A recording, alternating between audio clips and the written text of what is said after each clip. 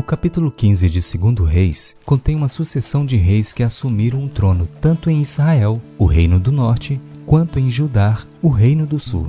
A seção se divide da seguinte forma: o reino de Azarias em Judá, versos 1 a 7, o reino de Zacarias em Israel, versos 8 a 12, o reino de Salum em Israel, versos 13 a 16, o reino de Manaém em Israel, versos 17 a 22, o reino de Pecaías em Israel, versos 23 a 26, o reino de Peca em Israel, versos 27 a 31, o reino de Jotão em Judá, versos 32 a 38.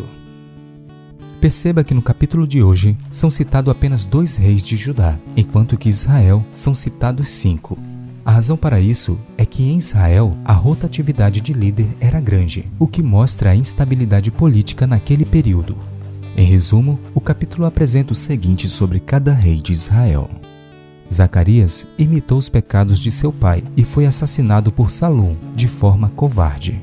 Salum, o assassino do rei, 1 mês depois, perdeu o trono ao ser assassinado também. Manaém reinou em lugar de Salum. Seu reinado durou 10 anos, pautados pela crueldade, exploração e aliança com pagãos. Pecaías reinou 2 anos. Embora não tenha tomado o trono à força como os demais, sofreu morte violenta.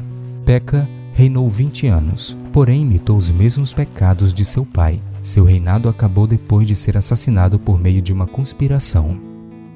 Não surpreende o fato de que Israel foi o primeiro reino a ser destruído e levado para cativeiro. Quanto aos reis de Judá, apresentado na lista do capítulo de hoje, a Bíblia os descreve com um reinado bem melhor que os de Israel. Porém, um detalhe manchou a liderança de ambos. O mesmo erro é mencionado tanto no reino de Azarias quanto de Jotão. A partir do verso 3 lemos: Ele fez o que era reto perante o Senhor, segundo tudo que fizera Amazias seu pai. Tão somente os altos não se tiraram, o povo ainda sacrificava e queimava incenso nos altos. Embora estes reis fizeram importantes reformas políticas, eles se esqueceram da parte religiosa. Nos lugares altos se sacrificava ao Senhor, mas também eram utilizados para adorar ídolos, e é por isso que era importante que esses lugares fossem eliminados. Por este detalhe, o reinado de ambos ruiu.